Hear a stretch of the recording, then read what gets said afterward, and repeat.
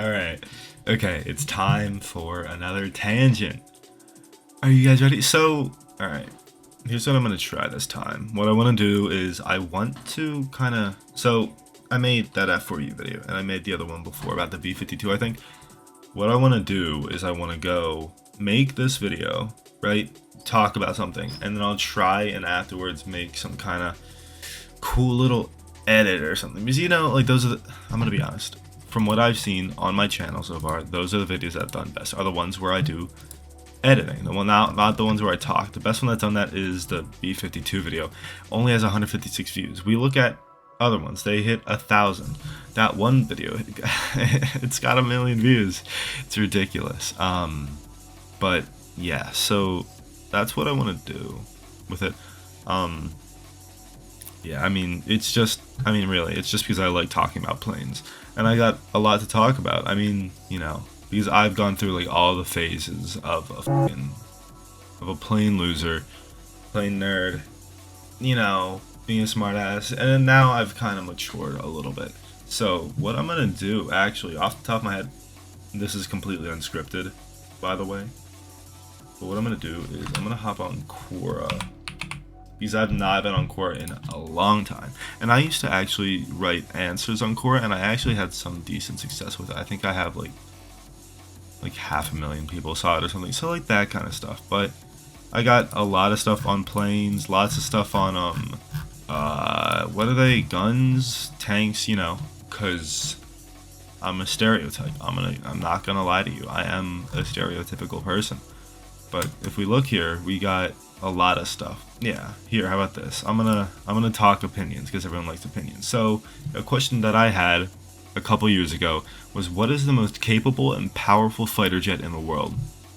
So I broke it up into three different things. I broke it up into the fast, because most powerful. I don't know why, but I had some fixation with speed at the time, so I kind of broke it up into a couple things. I had the fastest fighter jet, the most dangerous, which I would consider the most powerful, and the most capable. Now, speed, I don't know why I chose that metric. It was just one thing that I was interested in, but anyway, I'll go over this because, I thought it was interesting, and apparently a lot of people thought it was interesting too. I got like 70,000 views or something. But the fastest fighter jet currently in service that I had was very obviously the Mikoyan MiG-31 Foxhound. Now, I'm not gonna try and pronounce that correctly. I could get I know a guy who speaks Russian. I could probably get him to make him speak it, but it's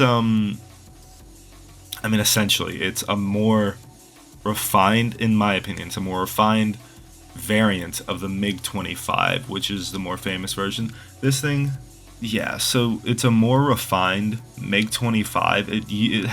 It took concepts that the MiG-25 introduced and did very well, like its speed and being one of the fastest, being the fastest interceptor to ever fly, and improved on it. It used the D30 F6 turbofan, which I don't know what variant, but I'd assume it's the most recent, which is an engine, correct me if I'm wrong, but it's not from the TU-160, I don't think, but it's from a bomber. It's a bomber engine, and you could kind of look at it in the way of the F-14 Tomcat, in that it's, they use really large engines because they're powerful, and you put them on a smaller frame, you're going to make it a rocket.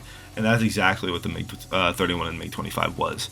It produced, each one produced 21,000 pounds of thrust at military power, and 34,000 at full afterburner, which is powerful. It's not as powerful as the F-135, which is the engine that the F-35 uses, but keep in mind it had two.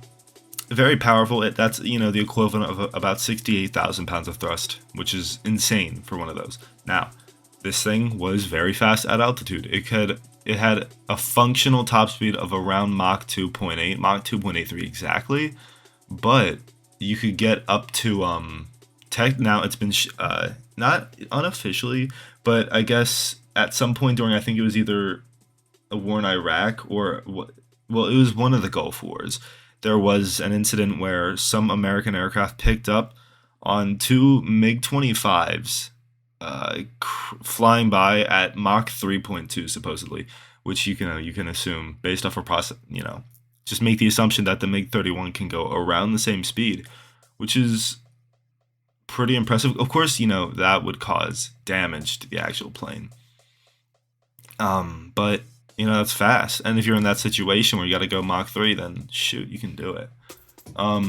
Next thing though, most dangerous fighter jet in service. This one, I put this in, kind of like maximum capability, or like how much it could just dump on something, right? If we're talking about fighter jet, I'm thinking air superiority. So I chose my most dangerous fighter jet in service as the Boeing F-15EX Eagle II. This plane, now, I mean, let's be honest, the F-15, it's sick. Dude, it's, oh my goodness. It's so cool. Like the F-16, yeah, nice, great.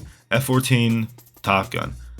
F-18, who even cares? The Eagle though, man, that thing's nice. That thing's really nice. But it's the main reason I chose that is because of two things. One, its performance, its airframe's performance, and the fact that it's a missile truck. This thing is able to carry a ridiculous amount of missiles. It has a payload.